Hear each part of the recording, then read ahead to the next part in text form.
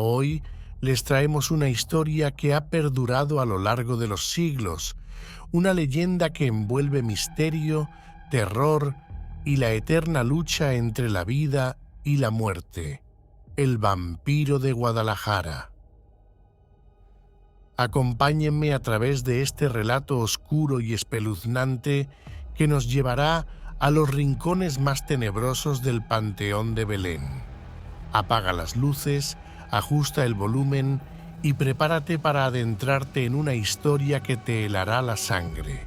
Nuestra historia comienza en la Guadalajara colonial del siglo XIX, una época en la que las calles empedradas y las casonas de adobe creaban el escenario perfecto para leyendas y mitos que aún perduran. En este ambiente de misterio y superstición, llegó a la ciudad un hombre muy rico y enigmático llamado Don Jorge, proveniente de Europa. Su presencia no pasó desapercibida, pues su porte elegante y sus hábitos nocturnos despertaron la curiosidad y el temor de los habitantes. Don Jorge, siempre vestido de negro, salía todas las noches de su hacienda con una actitud misteriosa. Los rumores pronto comenzaron a esparcirse.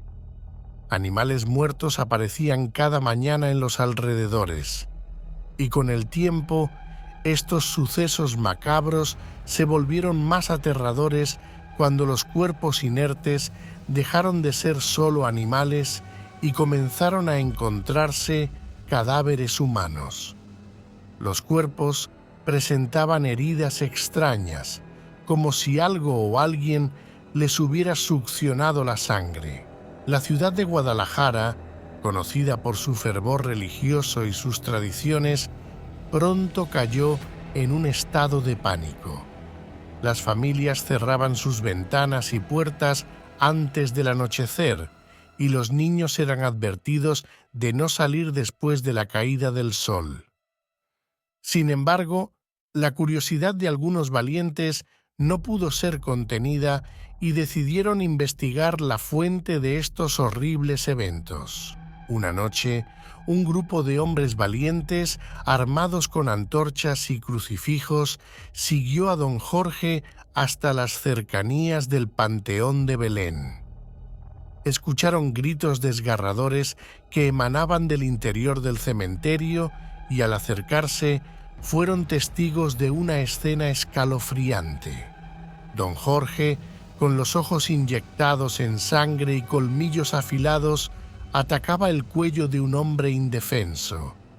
Los hombres, horrorizados, intentaron detenerlo, pero don Jorge, con una fuerza sobrehumana, logró escapar.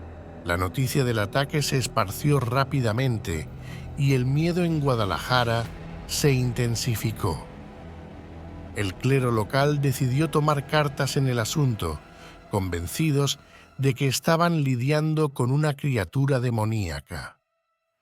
El cura de la ciudad, un hombre de gran fe y determinación, organizó una cacería para capturar a don Jorge y liberar a la ciudad de su maldición. Armados con estacas de madera y agua bendita, se dirigieron a la hacienda de don Jorge.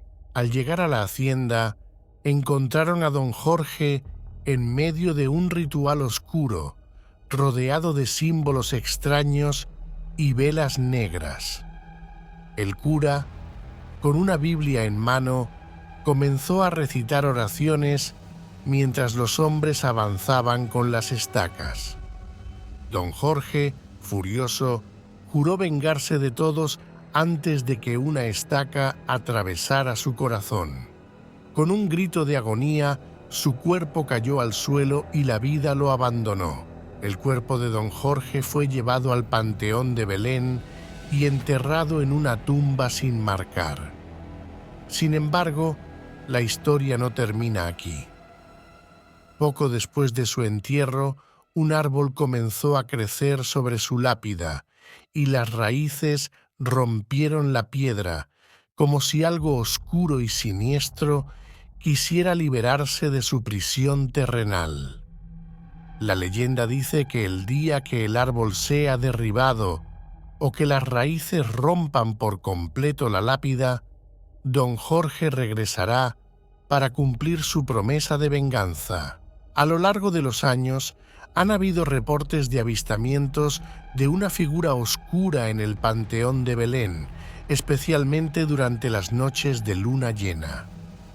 Visitantes y trabajadores del cementerio han afirmado escuchar susurros y sentir una presencia fría e inquietante cerca de la tumba de don Jorge.